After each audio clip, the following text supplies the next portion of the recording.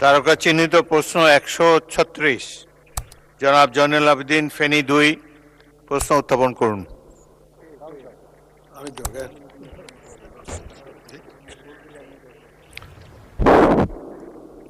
মাননীয় স্পিকার, আপনাকে ধন্যবাদ। আমি এই সংসদে 136 নম্বর এই প্রস্তাবটা উত্থাপন করিলাম। মৎস্য ও পানি সম্পদ মন্ত্রী মহোদয় অনুগ্রহ করিয়া বলিবেন কি, পশুর জন্য নিরাপদ উপায়ে প্রাকৃতিক খাদ্যের উৎপাদন বাড়াইবার লক্ষ্যে সরকার কোনো বিশেষ পদক্ষেপ গ্রহণ করিবেন কিনা, করিলে তাহা কি? মৎস্য ও পানি সম্পদ মন্ত্রী।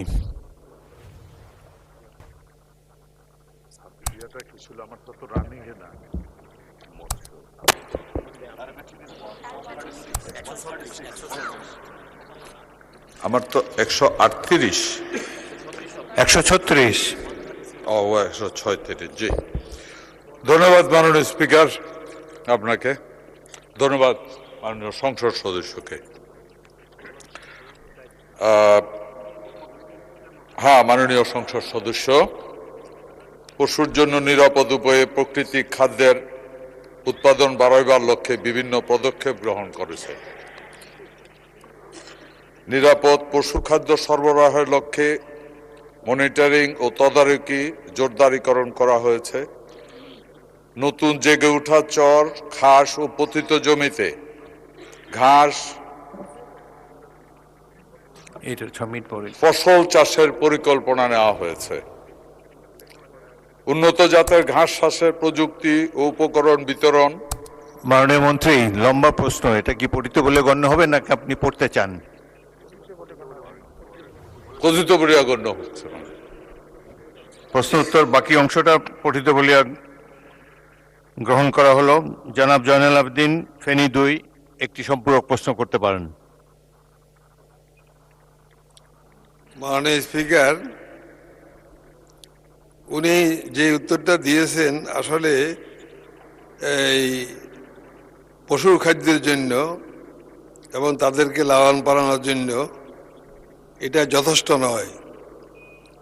ইতিমধ্যে আরো আরো আরো বেশি পর্যায়ে, ভালো পর্যায়ে এই পশুদেরকে রক্ষা করার জন্য নতুন কোনো পদক্ষেপ নেবেন কিনা, এটা আমি জানতে চাই। মাননীয় মন্ত্রী।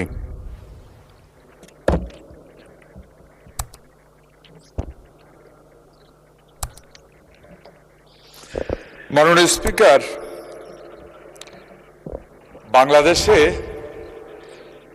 কোনো আমলে সারা বাংলাদেশেই গোচরণ ভূমি নামে একটা ভূমি ছিল। ওখানে শুধু গবাদি পশুকে ঘাস খাওয়ানোর জন্য সরকারের পক্ষ থেকে এই জমিটা রাখা হয়েছিল। ওই জমিগুলি এখন আর নাই। এখন আর গরুকে ঘাস খাওয়ানোর জন্য কোনো মাঠ নাই যেই মাঠে সবাই ঘাস খাওয়াতে পারে, যার কারণে বর্তমান সরকার কম জমিতে বেশি ঘাস ফলানোর জন্য উন্নত জাতের ঘাস বিভিন্ন জায়গায় এই ডিপার্টমেন্টের মাধ্যমে, পশুপালন ডিপার্টমেন্টের মাধ্যমে উন্নত জাতের ঘাসের প্রদর্শনী প্লট দেওয়া হচ্ছে। বিশেষ করে যে চরাঞ্চলগুলি আছে, মাননীয় স্পিকার, এখানে একটা জিনিস আছে, কিছু চরাঞ্চল কিছুটা লবণাক্ততা আছে। ওই চরাঞ্চলে মিঠা পানির যে জমি আছে ওইখানে যে ঘাস জন্ম হয়, ওই সল্টেড চর যেটা আছে ওইখানে ওই ঘাস জন্ম হয় না।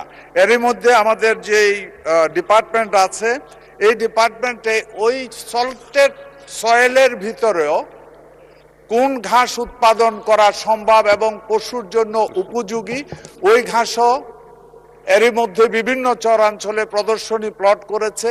এখান থেকে ঘাস নিয়ে এক সময় পুরা চরাঞ্চলে যেন ঘাসের চাষ করতে পারে, এ ধরনের পদক্ষেপ আমাদেরকে নেওয়া হয়েছে। সাইড বাই সাইড বিভিন্ন ধরনের ঘাস অনেক সময় দেখা যায়, ঘাস বড় হয়, ওই ঘাস কেটে ওইটাকে সাইলো তৈরি করার টেকনোলজিও ডিপার্টমেন্টের কাছ থেকে, পশুপালন দপ্তরের পক্ষ থেকে এই ধরনের পদক্ষেপ নেওয়া হয়েছে মাননীয় স্পিকার। আমি আশা করি এই পদক্ষেপগুলি নেওয়ার কারণে নিরাপদ পশু খাদ্য এবং অনেক উৎপাদনশীল ঘাসের উৎপাদন বাড়বে। এতে করে পশুপালন সহজ হবে, ঘাস উৎপাদন সহজ হবে। ধন্যবাদ মাননীয় স্পিকার।